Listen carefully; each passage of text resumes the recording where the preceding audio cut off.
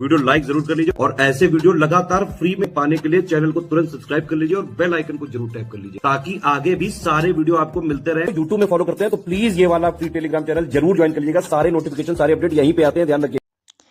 नमस्कार दोस्तों, स्वागत है आप सभी का RO by study for civil services पे। तो दोस्तों आज हम देखेंगे भारत की राज्य व्यवस्था के टॉप 50 सवाल। आपको 50 सवाल दिए जाएंगे भारत की राज्य व्यवस्था से, जिसका आपको आंसर कमेंट बॉक्स में करना है और बताइएगा आउट ऑफ 50 आपने कितने स्कोर किए। ये जो आपको एमसीक्यू दिए जा रहे हैं ये आपके पीसीएस के लिए, आरओ बीईओ ट्रिपल एससी या फिर आप अदर पीसीएस का एग्ज़ाम देते हैं जैसे एमपी पीसीएस हुआ, झारखंड पीसीएस हुआ, इन सब के लिए बहुत ज़्यादा इंपॉर्टेंट है। तो चलिए शुरू करते हैं। तो देखिए आज का हमारा पहला सवाल है कि निम्नलिखित में से किस देश का संविधान विश्व के सभी लिखित संविधान में सबसे लंबा है? ब्रिटेन, भारत, अमेरिका या फिर रूस? तो इसमें देखिए विश्व का सबसे बड़ा लिखित संविधान कौन सा है? ये है भारत का। तो राइट आंसर होगा ऑप्शन बी। फिर है आपको बताना है कि निम्नलिखित में से कौन सा युग्म सही नहीं है। दिया गया है ऑप्शन ए में स्वतंत्रता का अधिकार अनुच्छेद 19 से 22, समानता का अधिकार अनुच्छेद 14 से 18, संवैधानिक उपचारों का अधिकार अनुच्छेद 32 और शोषण के विरुद्ध अधिकार अनुच्छेद 26-27। ठीक है, तो इसमें कौन सा सही नहीं है? तो ये है ऑप्शन डी, शोषण के विरुद्ध अधिकार अनुच्छेद 26-27। ये गलत है। अब आप लोग बताइए कि शोषण के विरुद्ध अधिकार यानी जो राइट अगेंस्ट एक्सप्लॉयटेशन है ये किस आर्टिकल में आता है, किस अनुच्छेद में आता है? अब आगे बढ़ते हैं। अगला सवाल है कि निम्नलिखित में से कौन से अनुच्छेद में बताया गया है कि मंत्रिपरिषद सामूहिक रूप से लोकसभा के प्रति उत्तरदायी होगी? ये किस अनुच्छेद में बताया गया है? अनुच्छेद 70, अनुच्छेद 78, अनुच्छेद 76 या फिर अनुच्छेद 75? इसका राइट आंसर दीजिए। तो इसका सही जवाब है ऑप्शन डी, अनुच्छेद 75। अनुच्छेद 75 में बताया गया है कि जो मंत्रिपरिषद है यानी काउंसिल ऑफ मिनिस्टर ये सामूहिक रूप से लोकसभा के प्रति उत्तरदायी होगी। फिर है भारत के संविधान की निम्नलिखित में से कौन सी एक अनुसूची दल विरोधी कानून यानी आपका एंटी डिफेक्शन एक्ट इस पे विषयक उपबंध है? दूसरी अनुसूची, 5वीं अनुसूची, 8वीं या फिर 10वीं? कौन सी अनुसूची है जिसमें दल विरोधी कानून है? तो इसका राइट आंसर है 10वीं अनुसूची। 10वें शेड्यूल में ये दल विरोधी कानून यानी एंटी डिफेक्शन एक्ट है। आगे बढ़ते हैं। भारत में संविधान के अंतर्गत निम्नलिखित में से कौन एक मौलिक कर्तव्य नहीं है? फंडामेंटल ड्यूटी कौन सा नहीं है ये बताना है। सार्वजनिक चुनाव में मतदान, वैज्ञानिक वृत्ति का विकास, सामाजिक संपत्ति की सुरक्षा और संविधान को मानना तथा इसके आदर्शों का सम्मान। कौन सा इसमें मौलिक कर्तव्य नहीं है? तो इसमें देखिए सार्वजनिक चुनाव में मतदान, to vote in public election, ये आपका मौलिक कर्तव्य के अंतर्गत नहीं आता है। अब आगे बढ़ते हैं। किस प्रधानमंत्री के कार्यकाल के दौरान भारत को संविधान में 9वीं सूची को पुनर्स्थापित किया गया? 9वीं सूची को फिर से लाया गया। जवाहरलाल नेहरू, लाल बहादुर शास्त्री, इंदिरा गांधी या फिर मोरारजी देसाई? तो राइट आंसर है जवाहरलाल नेहरू। जवाहरलाल नेहरू के कार्यकाल में 9वीं अनुसूची को फिर से स्थापित किया गया। फिर आगे बढ़ते हैं। भारत के उपराष्ट्रपति को पदच्युत करने का संकल्प निम्नलिखित में से कहाँ प्रस्तावित किया जा सकता है? कहाँ प्रस्तावित किया जा सकता है? केवल लोकसभा में, संसद के किसी भी सदन में, संसद की संयुक्त बैठक में या फिर केवल राज्यसभा में? ठीक है, यह है रिमूवल ऑफ वाइस प्रेसिडेंट के बारे में पूछा गया है। तो राइट आंसर इसका दीजिए। तो इसका राइट आंसर है केवल राज्यसभा में। ठीक है, केवल राज्यसभा में आप उपराष्ट्रपति को पदच्युत करने का संकल्प प्रस्तावित कर सकते हैं। फिर है संसद ने प्रशासनिक न्यायाधिकरण अधिनियम किस वर्ष पारित किया था? प्रशासनिक न्यायाधिकरण अधिनियम यानी एडमिनिस्ट्रेटिव ट्रिब्यूनल एक्ट कब इसको पारित किया गया था? 1982, 1989, 1986 या फिर 1985 में? तो राइट आंसर है इसका 1985। प्रशासनिक न्यायाधिकरण अधिनियम जो है 1985 में पारित किया गया। अब आगे बढ़ते हैं। अगला सवाल है कि संघीय मंत्रिपरिषद के मंत्री सामूहिक रूप से किसके प्रति उत्तरदायी होते हैं? केवल लोकसभा के, राज्यसभा के, विधान परिषद के या फिर प्रधानमंत्री के? तो इसमें देखिए ये उत्तरदायी होते हैं केवल लोकसभा के। ठीक है, बहुत ही अच्छे सवाल दिए जा रहे हैं जो आपके पीसीएस के पैटर्न पे आधारित हैं। ठीक है, तो बस इसको फॉलो करते रहिए और रोज़ लगाते रहिए, और जो सवाल मैं पूछ रही हूँ उसका जवाब भी दीजिए, और आउट ऑफ 50 कितना हुआ ये भी बताना है। फिर है 1946 में अंतरिम सरकार में कार्यकारी परिषद का उपाध्यक्ष कौन था? ठीक है, जो कार्यकारी परिषद थी यानी एग्जीक्यूटिव काउंसिल, इसका उपाध्यक्ष पूछा गया है। जवाहरलाल नेहरू, डॉक्टर एस राधाकृष्णन, सी राजगोपालाचारी या फिर डॉक्टर राजेंद्र प्रसाद? तो राइट आंसर क्या होगा? इसका राइट आंसर है, इसका उपाध्यक्ष थे जवाहरलाल नेहरू। आगे बढ़ते हैं। यदि पंचायत विघटित होती है तो किस अवधि के अंदर जो है निर्वाचन होंगे? किस अवधि के अंदर निर्वाचन होंगे? 1 माह में, 3 माह, 6 माह या फिर 1 साल? इसका राइट आंसर बताइए। इसका राइट आंसर होगा 6 माह। 6 माह के अंदर फिर से निर्वाचन, यदि पंचायत विघटित हो जाए तो 6 माह के अंदर निर्वाचन होंगे। फिर है निम्नलिखित में से कौन केंद्रीय बजट को तैयार करने और संसद में उसको प्रस्तुत करने के लिए उत्तरदायी है? केंद्रीय बजट को तैयार करना और संसद में प्रस्तुत करना, ये किसका काम है? कौन उत्तरदायी है? तो राजस्व विभाग, आर्थिक मामलों का विभाग, वित्तीय सेवाओं का विभाग या फिर व्यय विभाग? ठीक है, इसका राइट आंसर दीजिए। राइट आंसर होगा इसका आर्थिक मामलों का विभाग। ठीक है, आर्थिक मामलों का विभाग जो होता है ये केंद्रीय बजट को तैयार करना और संसद को प्रस्तुत करना, ये इसी का काम होता है। अब आगे बढ़ते हैं। अगला सवाल है कि निम्नलिखित में से कौन सी एक सबसे बड़ी संसदीय समिति है? सबसे बड़ी संसदीय समिति है इन चारों में से? लोक लेखा समिति, प्राक्कलन समिति, सरकारी उपक्रम समिति या फिर याचिका समिति? ठीक है, कौन सी इसमें सबसे बड़ी समिति है? तो इसका राइट आंसर है प्राक्कलन समिति। प्राक्कलन समिति यानी द कमिटी ऑफ एस्टीमेट्स, ये सबसे बड़ी समिति, संसदीय समिति है। फिर है भारत के उच्चतम न्यायालय में न्यायाधीशों की संख्या में वृद्धि करने की शक्ति किसमें निहित है? न्यायाधीशों की संख्या में वृद्धि करना उच्चतम न्यायालय के भारत के राष्ट्रपति के पास, संसद में, या फिर भारत का मुख्य न्यायमूर्ति या फिर विधि आयोग? तो राइट आंसर है इसका संसद। संसद जो है, संसद के पास शक्ति है कि ये उच्चतम न्यायालय में न्यायाधीशों की संख्या में वृद्धि कर सकता है। अगला सवाल है, भारत ने नीति आयोग की स्थापना निम्नलिखित में से किसका स्थान लेने के लिए की है? नीति आयोग की स्थापना मानवाधिकार आयोग, वित्त आयोग, विधि आयोग या फिर योजना आयोग? तो ये देखिए बहुत ही इजी सवाल है। नीति आयोग जो है वो योजना आयोग के स्थान पर आया था। ठीक है, प्लानिंग कमीशन के स्थान पे। अब आगे बढ़ते हैं। निम्नलिखित में से कौन भारत के संविधान का अभिरक्षक यानी कस्टोडियन है? भारत के राष्ट्रपति, भारत के प्रधानमंत्री, लोकसभा सचिवालय या फिर भारत का उच्चतम न्यायालय?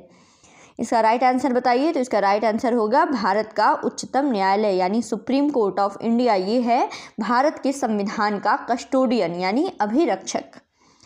फिर है अनुसूचित जाति एवं जनजाति संबंधी उपबंध जो हैं वो संविधान के किस भाग में है? ठीक है, 16, 17, 18 या फिर 20 किसमें है ये?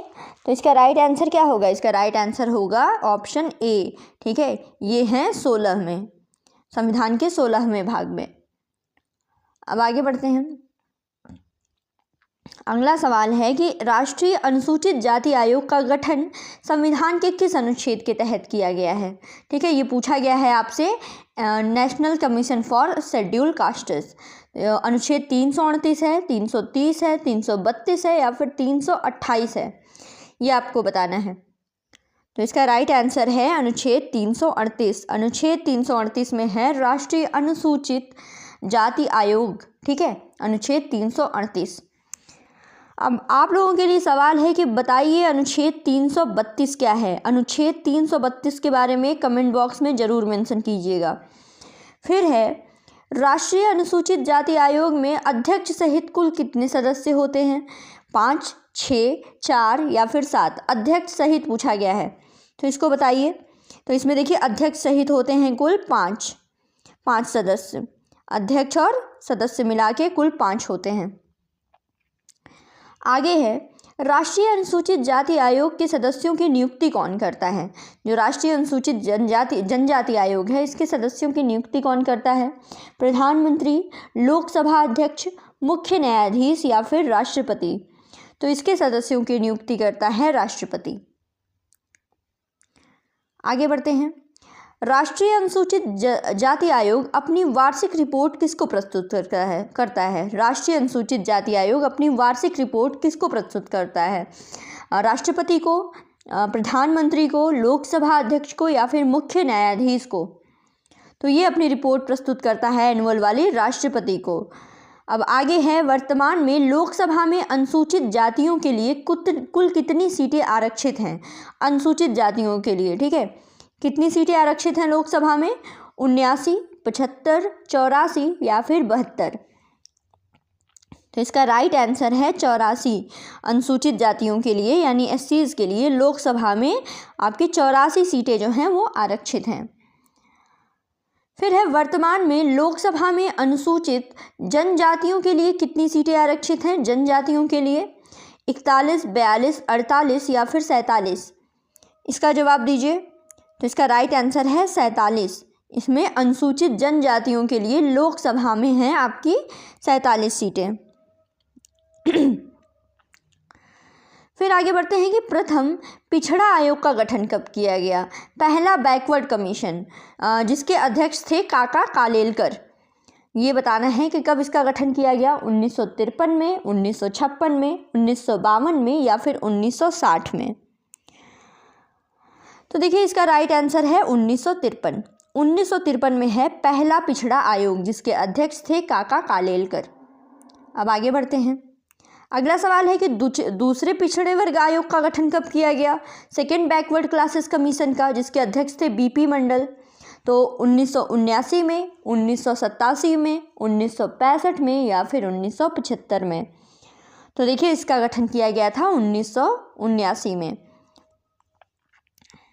अब आगे बढ़ते हैं, अगला सवाल है कि किस वर्ष सरकारी नौकरियों में अन्य पिछड़ा वर्ग के लिए 27% आरक्षण की घोषणा की गई थी? 1988, 1990, 1958 या फिर 1992? तो देखिए इसका जो राइट आंसर है वो है 1990।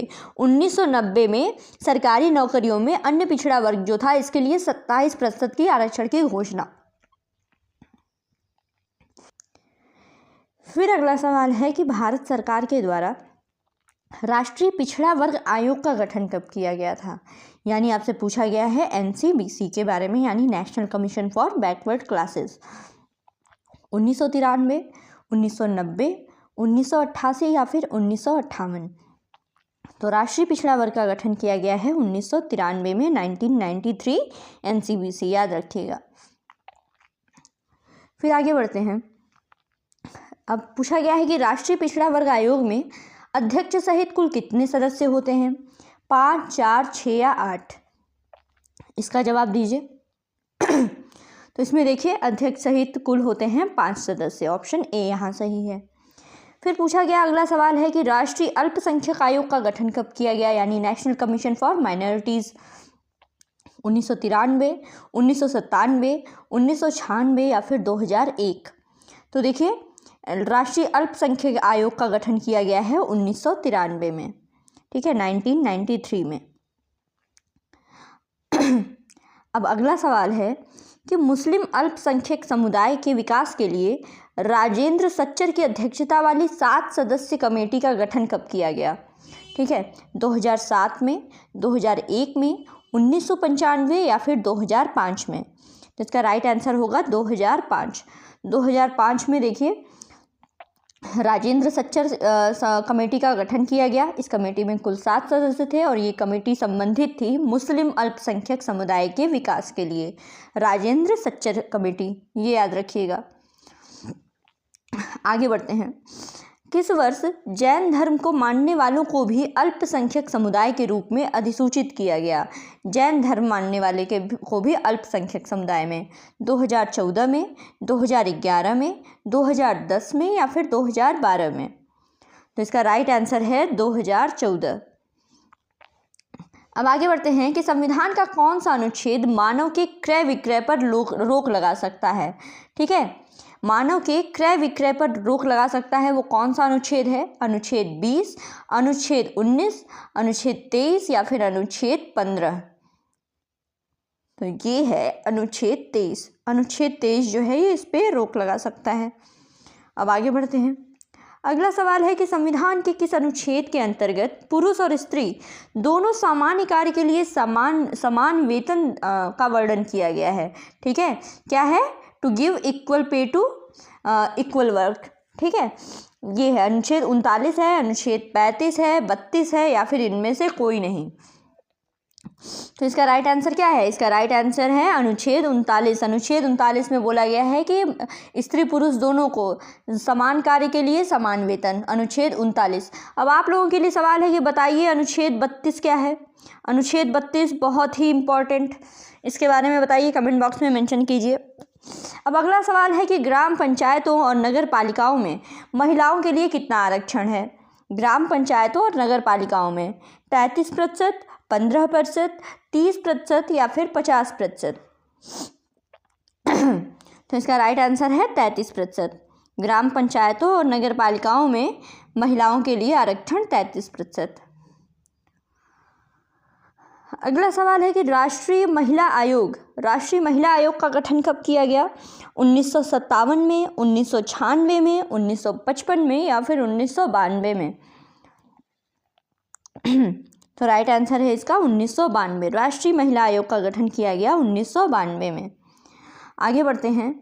चुनाव आयोग की स्थापना कब हुई? चुनाव आयोग की स्थापना कब हुई? 25 जनवरी 1951, 25 जनवरी 1952, 25 जनवरी 1953 या फिर 25 जनवरी 1950?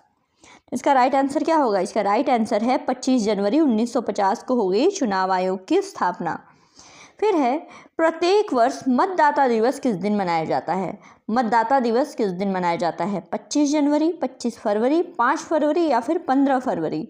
तो देखिए, हर साल आपके गणतंत्र दिवस के एक दिन पहले बनता है मतदाता दिवस, यानी 25 जनवरी को। 25 जनवरी को वोटर्स डे।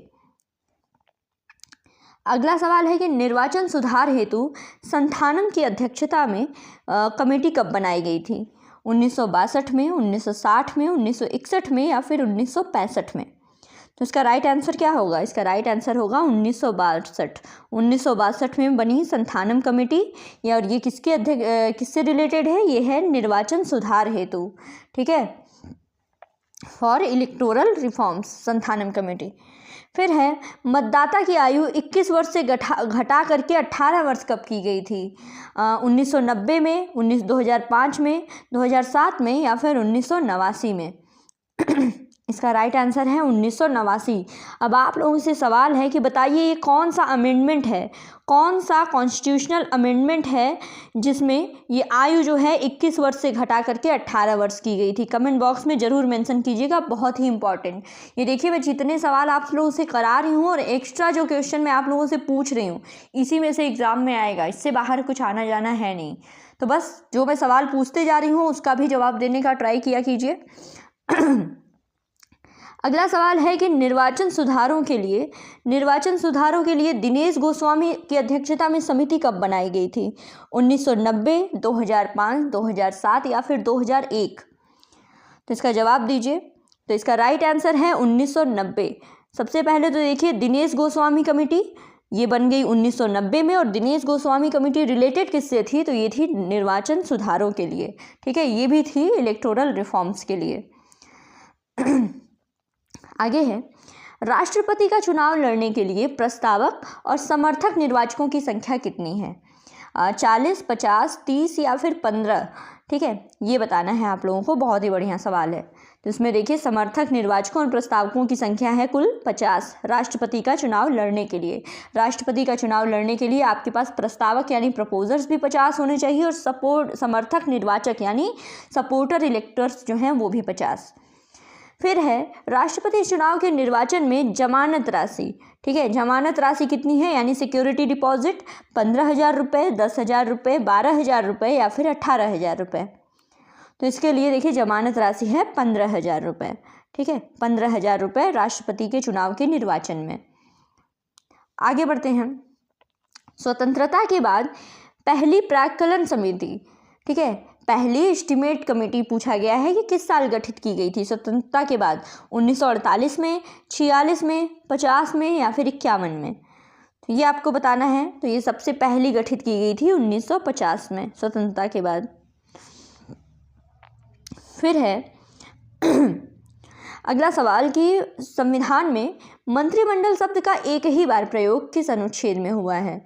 मंत्रिमंडल यानी कैबिनेट शब्द का प्रयोग जो है संविधान में एक ही बार हुआ है, किस आर्टिकल में हुआ है ये बताना है। अनुच्छेद 280 हो गया, 352 है, 75 है या फिर 110 है। इसका राइट आंसर क्या होगा? इसका राइट आंसर होगा अनुच्छेद 352। ठीक है, अब आगे बढ़ते हैं। अगला सवाल है कि भारत में सर्वप्रथम लोकायुक्त संस्था की स्थापना किस राज्य के द्वारा की गई। लोकायुक्त संस्था की स्थापना किस राज्य के द्वारा? महाराष्ट्र, पश्चिम बंगाल, राजस्थान या फिर उत्तर प्रदेश।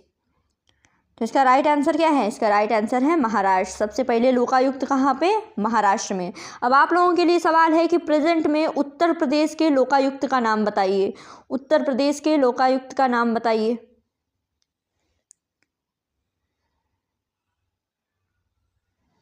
आगे बढ़ते हैं।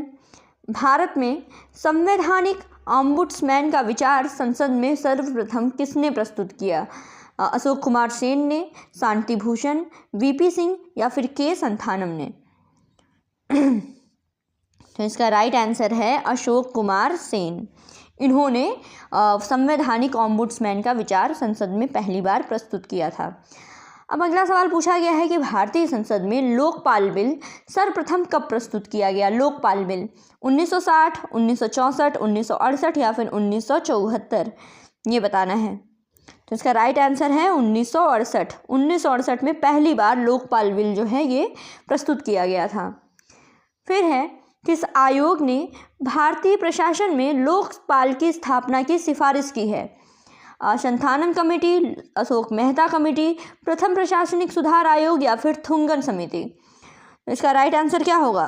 तो इसका राइट आंसर होगा प्रथम प्रशासनिक सुधार आयोग।